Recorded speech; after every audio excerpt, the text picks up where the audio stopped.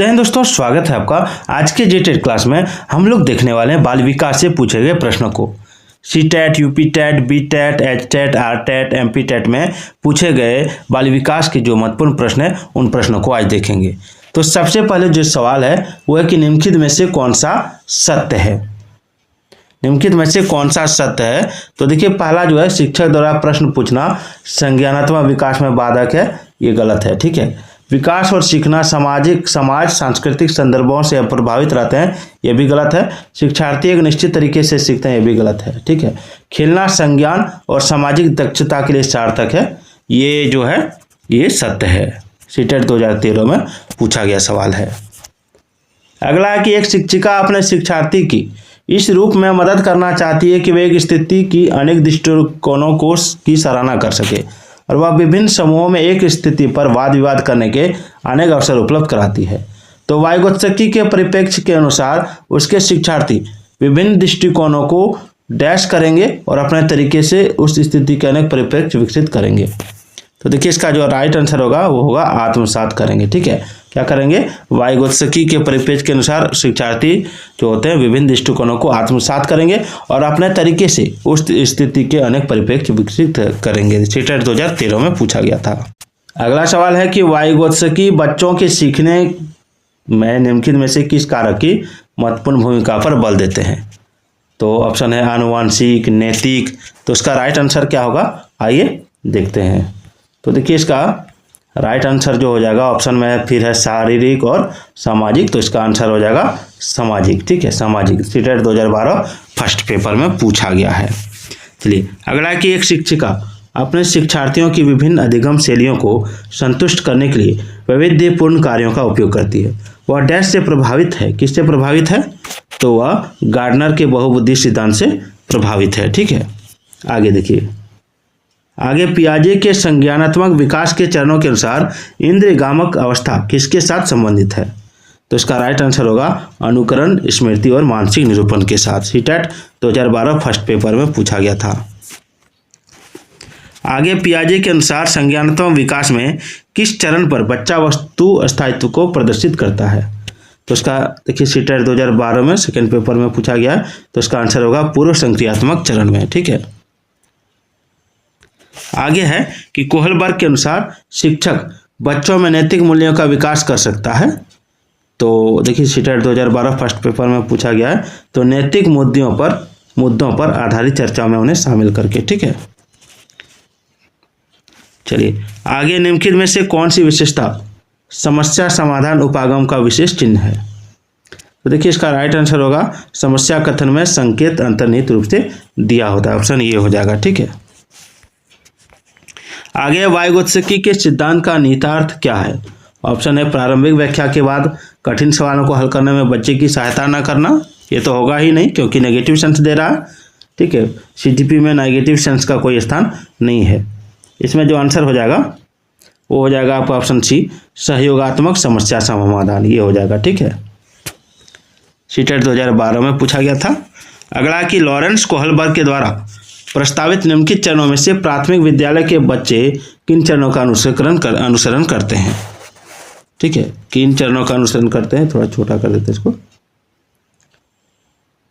तो देखिए, इसका राइट जो आंसर हो जाएगा वो क्या हो जाएगा, इसका राइट आंसर क्या होगा, ऑप्शन ए।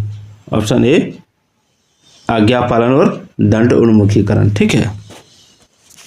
चलिए, अगला कि पियाजे के अधिगम के संज्ञानात्मक सिद्धांत के अनुसार वह प्रक्रिया जिसके द्वारा संज्ञानात्मक संरचना को संशोधित किया जाता है डैश कहलाती है। तो देखिए, इसका आंसर होगा समावेशन कहलाती है। जब बच्चा कार्य करते हुए उबने लगता है तो यह इस बात का संकेत है कि संभवतः कार्य आंतरिक रूप से बार बार हो रहा है। ठीक है। कोहलबर्ग के अनुसार सही और गलत प्रश्न के बारे में निर्णय लेने में शामिल चिंतन प्रक्रिया को क्या कहा जाता है। तो नैतिक तर्कना कहा जाता है। ठीक है। कोहलबर्ग के अनुसार शिक्षक बच्चों में नैतिक मूल्यों का विकास कर सकता है। तो नैतिक मुद्दों पर आधारित चर्चा में उन्हें शामिल करके। ठीक है। चलिए आगे देखते हैं, कहाँ आ गया, थोड़ा सा आगे हो गया है, इसको नीचे बाद में जोड़ दो। अगला सवाल देखिए, अगला सवाल है कि पियाजे के संज्ञानात्मक विकास के चरणों के अनुसार इंद्रियगामक अवस्था किसके साथ संबंधित है, यानी संवेदी प्रेरक अवस्था किसके साथ संबंधित है। तो इसका आंसर होगा अनुकरण, स्मृति और मानसिक निरूपण के साथ। अगला है वायुगोत्सकी बच्चों के सीखने में निम्नलिखित में से किस कारक की महत्वपूर्ण भूमिका पर बल देते हैं। तो देखिए इसका राइट आंसर होगा सामाजिक कारक की। चलिए, बच्चे दुनिया के बारे में अपनी समझ का सृजन करते हैं, इसका श्रेय किसको जाता है, तो पियाजे को जाता है। आगे वह अवस्था जब बच्चा तार्किक रूप से वस्तुओं व घटनाओं के विषय में चिंतन प्रारंभ करता है, तो कौन सा अवस्था है, तो तार्किक रूप से जो चिंतन होता है, देखिए सीटेट यूपीटेट 2011 में पूछा गया है, तो मूर्त संक्रियात्मक अवस्था कहलाता है। बच्चों में बौद्धिक विकास की 4 विशिष्ट अवस्थाओं की पहचान की गई है, तो पियाजे द्वारा की गई है। चलिए, पियाजे के अनुसार निम्नलिखित में से कौन सी अवस्था है जिसमें बच्चा अमूर्त संकल्पनाओं के विषय में तार्किक चिंतन करना आरंभ करता है, तो पूर्व संक्रियात्मक, औपचारिक संक्रियात्मक अवस्था हो जाएगा 11 वर्ष से ऊपर। आगे पियाजे के अनुसार विकास की पहली अवस्था जन्म से लगभग 2 वर्ष के दौरान बच्चा डैश सबसे बेहतर सीखता है, क्या, तो ऑप्शन है निष्क्रिय शब्दों को समझने के द्वारा, या अमूर्त तरीके से चिंतन द्वारा, या फिर भाषा के नए अर्जित ज्ञान के अनुप्रयोग द्वारा, या इंद्रियों के प्रयोग द्वारा। क्या हो जाएगा, तो इसका राइट आंसर हो जाएगा इंद्रियों के प्रयोग द्वारा।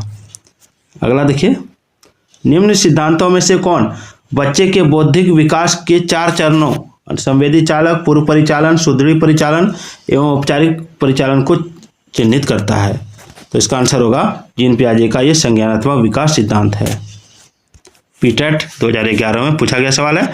अगला है घटना और वस्तुओं के बारे में एक बच्चा तार्किक रूप से सोच सकता है, पियाजे के चरणों के संबंध में सही कथन कौन सा है, तो मूर्त संचालन प्रक्रिया। देखिए, वायुगोत्सकी ने बालक के विकास के बारे में कहा है कि यह सामाजिक अंतःक्रियाओं का उत्पाद होता है, ठीक है। देखिए उसके बाद है कि पियाजे के संज्ञानात्मक विकास के सिद्धांत की मूर्त संक्रियात्मक अवस्था निम्न योग्यता द्वारा लक्षित नहीं होती है, तो इसका आंसर होगा मानसिक द्वंद्व द्वारा। कोहलबर्ग के अनुसार सही तथा गलत के प्रश्न के बारे में निर्णय लेने में शामिल चिंतन प्रक्रिया को क्या कहा जाता है, तो नैतिक दुविधा कहा जाता है। आगे है कि 9 वर्ष के बालक की नैतिक तर्कना आधारित होती है किस पर, तो किसी कार्य के भौतिक परिणाम उसकी अच्छाई या बुराई को निर्धारित करते हैं, या फिर आगे देखते हैं यहाँ पे इसका जो आंसर होगा वो हो जाएगा ऑप्शन सी, नियमों का पालन करने के बदले में कुछ लाभ मिलना चाहिए।